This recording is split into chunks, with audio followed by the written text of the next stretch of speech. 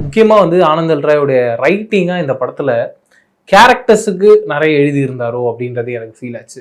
அது எங்கேருந்து ஆரம்பிக்கணும், ஃபர்ஸ்ட் ஆஃப் ஆல் இந்த படத்தோட ஹீரோ தனுஷ்லேருந்து ஆரம்பிக்கணும். அவருடைய கேரக்டரை பொறுத்த வரைக்கும் பயங்கர வைலண்ட்டாக மிகப்பெரிய கோவத்துக்குள்ளே இருக்க ஒரு ஆள். அவர் எதுக்கு என்ன காரணத்தினால அவ்வளோ கோவப்படுறாரு அண்டு அவருடைய கோவம்ன்றது என்ன காரணத்தினால வருதுன்னா அவருக்கு ஈக்குவலாக யாரும் எதிர்த்து நின்றுடக்கூடாது. அப்படி இருந்தால் ஒரு கோவம் வருது. அப்படி இருக்க ஒரு மனுஷன் வைலன்ஸே வேணாம்னு நினச்சிக்கிட்டு இருக்க ஒரு ஹீரோயின். பட் அவங்க பண்ணுற வைலன்ஸ் வந்து வார்லாம் ஒரு விஷயமே கிடையாது. அதை விட ஒரு பெரிய வைலன்ஸ் அவங்க ரொம்ப சைலண்டாக பண்ணிட்டு இருக்காங்க. இப்படிப்பட்ட 2 பேர் ஒரு பாயிண்ட்ல இணைகிறாங்க.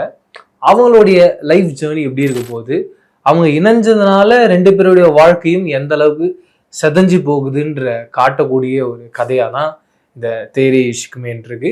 அதில் நிறைய பாக்ஸ் ஆனந்தல் ராய் டிக் பண்ணதை எனக்கு பிடிச்சிருந்தது. என்னன்னா, நம்ம எல்லாரும் என்ன யோசிச்சுட்டு இருக்கோம், ஒரு மெட்டீரியலிஸ்டிக்கான வாழ்க்கைன்றது ரொம்ப சரியான ஒரு வாழ்க்கையா இருக்கு.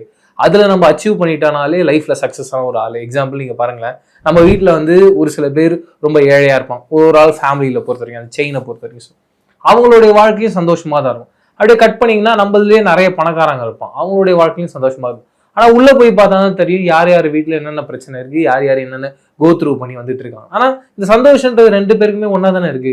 அங்க காசு நிறைய இருக்குன்றதுனால அங்க ஸ்பெஷலா சந்தோஷன்றது ஒன்று மாறப்போதான்னு கேட்டா கிடையாது.